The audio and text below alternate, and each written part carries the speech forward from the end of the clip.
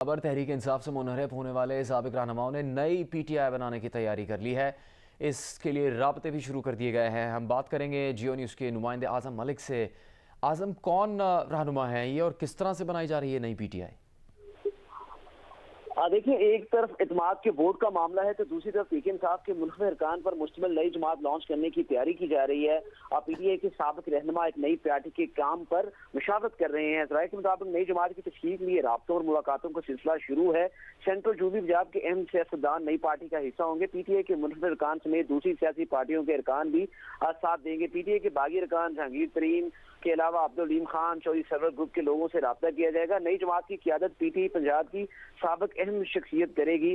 نئی جماعت عام انتخابات میں اپنے علیحدہ انتخابی نشان کے ساتھ میدان میں اترے گی اور صوبائی اسمبلی میں 40 سیٹوں کا ہدف ہے، جبکہ قومی اسمبلی میں کم سے کم 15 سے 20 نشستوں پر جیتنے کی کوشش کرے گی۔ جبکہ ذرائع نے یہ بھی بتایا ہے کہ آئندہ عام انتخابات میں نئی جماعت پیپلز پارٹی اور نون لیگ کے ساتھ سیٹ ایڈجسٹمنٹ بھی جا سکتی ہے۔ جی بہت شکریہ اعظم ملک۔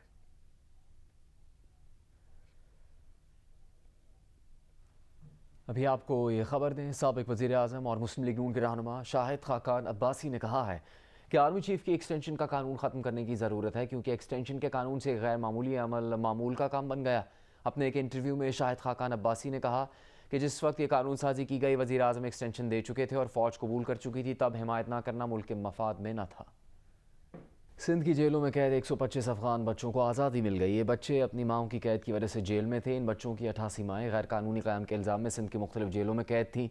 مجموعی طور پر 530 افغان مرد و خواتین کو سزا پوری ہونے پر رہا کر کے چمن بارڈر پہنچایا جا رہا ہے تاکہ انہیں افغانستان بھیجا جا سکے۔ 800 افغان قیدی اب بھی سندھ کی مختلف جیلوں میں قید ہیں۔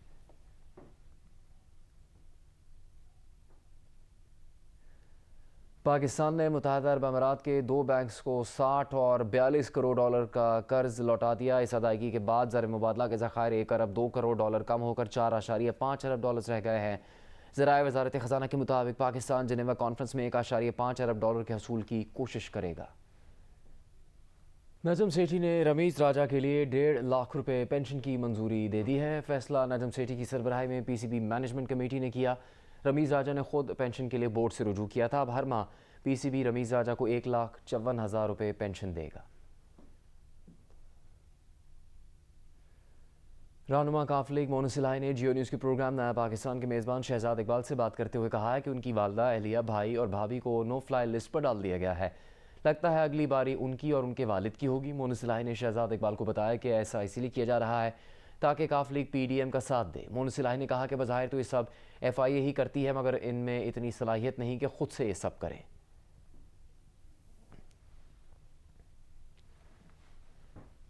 جیو نیوز کے سینئر اینکر پرسن حامد میر نے کہا ہے کہ عمران خان کے ایک قریبی ساتھی نے ان سے میجر جنرل فیصل نصیر کے ساتھ رابطہ کروانے کی درخواست کی تھی۔ جیو نیوز کے پروگرام جرگہ میں گفتگو کرتے ہوئے حامد میر نے کہا کہ انہوں نے عمران خان کے قریبی ساتھی کو کہہ دیا تھا کہ ان کا فیصل نصیر سے کوئی رابطہ نہیں ہے۔ اس جواب سے وہ صاحب ناراض ہو گئے تھے۔ میرے ساتھ ان کے ایک بہت قریبی دوست نے رابطہ کیا اور اس کے میرے پاس ثبوت موجود ہیں، اور انہوں نے کہا جی کہ آپ ہماری میٹنگ کروا دیں جنرل فیصل نصیر سے۔ اچھا، اور عمران خان صاحب کے قریبی آدمی ہیں وہ۔ تو میں نے ان کو کہا بھائی میں جنرل پارٹی کا آدمی ہے یا ویسے ذاتی دوست؟ ذاتی دوست، اچھا، اور ان کی پارٹی کا آدمی بھی، اور ان کی حکومت میں اس کے پاس آفس بھی تھا۔ تو میں نے اس کو کہا بھائی میرا جنرل فیصل نصیر سے نہ میں ان کو جانتا ہوں نہ میرا ان سے رابطہ ہے۔ اس نے کہا جی یہ کیسے ہو سکتا ہے؟ میں نے کہا تم نے نام تو میرا دلوا دیا ہے پہلے، لیکن میرا ان سے کوئی رابطہ نہیں ہے، اور تم جدھر سے مرضی چیک کرا لو، میرا کوئی رابطہ نہیں۔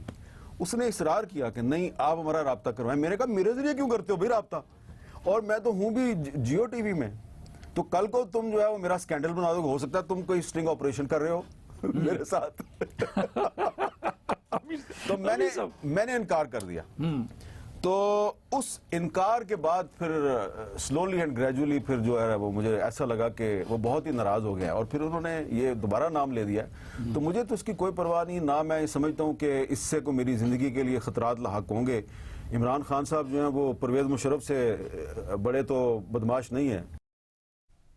وزیر داخلہ رانا ثناء اللہ نے کہا ہے کہ حکومت ملک کو دیوالیہ ہونے سے بچانے میں لگی ہے، مگر ایک پاگل چاہتا ہے کہ ملک دیوالیہ ہو جائے۔ فیصل آباد میں خطاب کرتے ہوئے رانا ثناء اللہ نے کہا کہ عمران خان کا گھٹیا کردار اس کی لیکڈ آڈیو سے سامنے آ چکا، جنہوں نے اس شخص کو ملک پر مسلط کیا تھا۔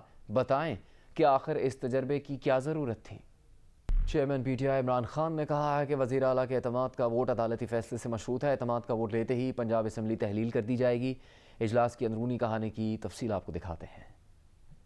پی T I chairman Imran Khan کے زیر صدارت پنجاب کے وزراء، پارلیمانی لیڈر، اسپیکر اور ڈپٹی اسپیکر کا اجلاس۔ ذرائع کے مطابق عمران خان نے کہا ہے کہ ہمیں اعتماد کے ووٹ کے لیے تیاری کرنی ہے۔ عمران خان نے وزراء کو اراکین اسمبلی سے رابطے میں رہنے کی ہدایت کی۔ وزراء نے عمران خان کو یقین دہانی کرائی کہ اگر اعتماد کا ووٹ لینا پڑا تو ہمیں مسئلہ نہیں ہوگا۔ ذرائع کے مطابق ہر وزیر کو اس کی متعلقہ ڈویژن کی ذمہ داری سونپ دی گئی ہے۔ عمران خان نے ہدایت کی ہے کہ ہر وزیر اپنے ڈویژن کے اراکین اسمبلی سے رابطے میں رہے گا۔ اسمبلی میں اعتماد کے ووٹ کے بعد ہم الیکشن کے لیے عوام کے پاس جائیں گے۔ ذرائع کے مطابق پی ٹی آئی چیئرمین نے ہدایت کی کہ تمام وزراء اپنے حلقوں ڈویژن میں اگلے انتخابات کی تیاری بھی کریں۔ سازشی ٹولہ اسلام آباد کے بعد کراچی کے بلدیاتی الیکشن سے بھی بھاگنے کی کوشش کر رہا ہے۔ انہیں معلوم ہے کہ عوام نے انہیں مکمل طور پر مسترد کر دیا ہے۔ ملک کے مسائل کا حل نئے انتخابات ہیں۔ عوامی مینڈیٹ سے آنے والی حکومت ہی مسائل حل کر سکتی ہے۔ پارلیمنٹ حملہ کیس میں عمران خان کی بریت کے خلاف اپیل کی سماعت پیر کو ہوگی۔ اسلام آباد ہائی کورٹ کے جسٹس محسن اختر خیانی اور جسٹس سردار اعجاز اسحاق خان پر مشتمل ڈویژن بینچ سماعت کرے گا۔ وفاق نے ایڈوکیٹ جنرل اسلام آباد کے ذریعے عمران خان کی بریت کا فیصلہ چیلنج کیا ہے۔ پارلیمنٹ حملہ کیس میں عمران خان، پرویز خٹک اور دیگر پی ٹی آئی رہنما بری ہو چکے ہیں۔ جماعت اسلامی نے مہنگائی کے خلاف ملکی احتجاجی تحریک کا اعلان کیا ہے۔ امیر جماعت اسلامی سراج الحق نے کہا ہے کہ بے حس حکمران اپنی عیاشیاں اور پروٹوکول کم کرنے کو تیار نہیں، انہیں عوام کی فکر ہی نہیں ہے۔ P D M, P P P, P T I troika بری طرح ایکسپوز ہو چکا ہے۔ شہزادہ ہیری نے جن 25 افغانیوں کو قتل کیا وہ شطرنج کے مہر نہیں انسان تھے۔ ان کے اہل خانہ ان کی واپسی کے منتظر تھے، لیکن برطانوی شہزادے نے انہیں قتل کر دیا۔ افغان حکومت نے 25 افراد کے افغانستان میں قتل کے اعتراف کو ہدف تنقید بنایا ہے۔ ترجمان افغان وزارت خارجہ نے کہا کہ شہزادہ ہیری کا بیان قابض افواج کے ہاتھوں افغان عوام کو پہنچنے والے نقصان کا چھوٹا سا نمونہ ہے۔